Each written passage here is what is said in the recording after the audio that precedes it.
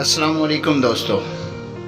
पाकिस्तान वैसे तो बहुत ही खूबसूरत है, लेकिन पाकिस्तान का एक ऐसा इलाका भी है जहाँ पर शदीद गर्मी में भी बर्फ़बारी होती है।